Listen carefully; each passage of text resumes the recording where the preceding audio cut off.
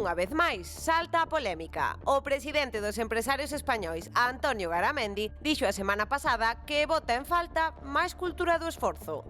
Temos 3 millóns de parados neste país se os contabilizamos de verdade. E así e todo faltan milleiros de persoas na hostelería, milleiros de persoas na construción, milleiros de persoas no transporte, e iso é un problema de falta de actitude. E non é a primeira vez que o presidente da COE gaba a cultura do traballo e di que hoxe en día escasea. Fixo non hai moito cunhas declaracións que xa sementaran o debate. Ti crees que Carlitos Alcaraz traballa 37 horas e media a semana? Non.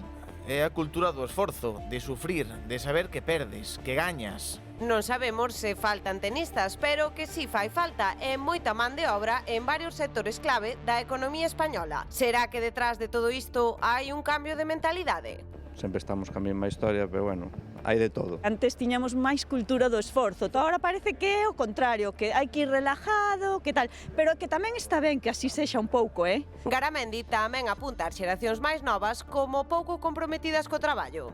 Os menores de 35 anos o ano pasado acumularon 9 millóns de días sen traballar.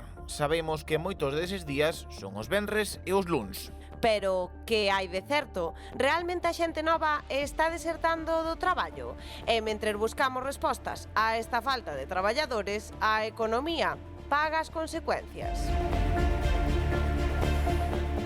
Pois buscando respostas, fixámonos, Bernardo, nas nóminas, non? Dos traballadores, porque igual non cunde, non? Como quixeramos, non? Claro, é a chamada perda de poder adquisitivo, ou o que é o mesmo, a capacidade que ten unha persoa ou un fogar para comprar bens e servizos. Para velo ben, hai que comparar canto medran os ingresos, salarios, pensións ou prestacións, con canto medran os prezos do que necesitamos, o que sería a inflación. Pois ben, nos anos 2021 e 2022, España viviu un forte aumento dos prezos que non foi acompañado pois de subidas equivalentes nos ingresos. Isto provocou unha caída do poder adquisitivo.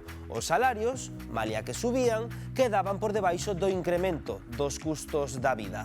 En moitos casos, aínda que hai máis cartos na nómina, o que realmente importa é canto vale ese diñeiro para cubrir os nosos gastos básicos. O certo é que a idea que se respira na rúa é: hai 20 anos un soldo medio permitía levar unha vida digna, pagar un piso, manter un coche, facer a compra e mesmo aforrar un chisquiño ou sair de vacacións. Hoxe, con salarios similares ou lixeiramente máis altos, todo iso é moito máis difícil. Por qué?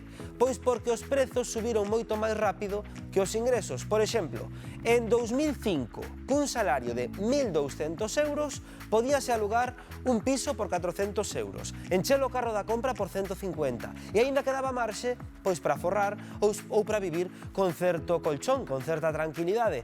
Este ano, 2025, cun salario de 1.400, 1.500 euros, a cousa é ben distinta. O alugueiro pode estar nos 800 euros, a compra nun mínimo de 250 euros ao mes. As facturas superan os 150 euros e en moitos casos hai que sumar o transporte, préstamos ou gastos de coidado infantil ou de coidado de maiores. A realidade é que o aforro converteuse nun luxo e aínda que traballamos igual ou máis, vivimos peor. Pode influir todo isto para que a nosa mocidade hoxe en día rexeite traballar en sectores como, por exemplo, a construción?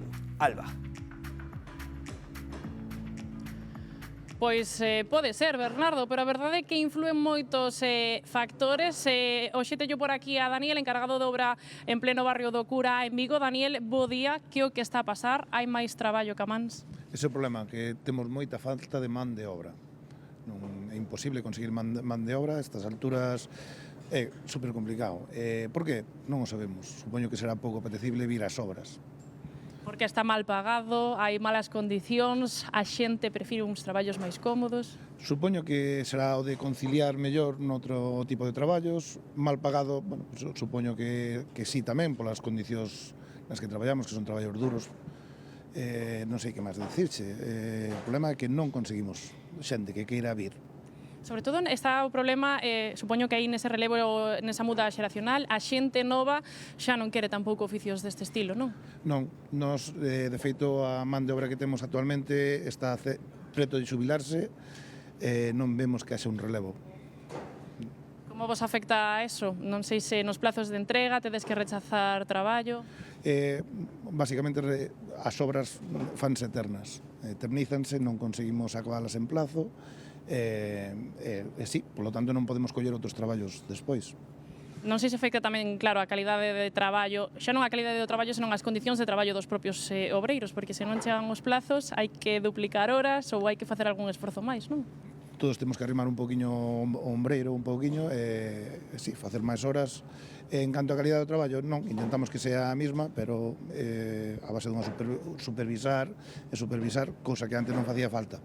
Pois moitas gracias, Daniel, nada vou ter que poñerme eu aquí tamén a arrimar o ombro, compañeiros. Aí teñíamos a explicación desa falta de man de obra, sobre todo en sectores como este, no da construcción.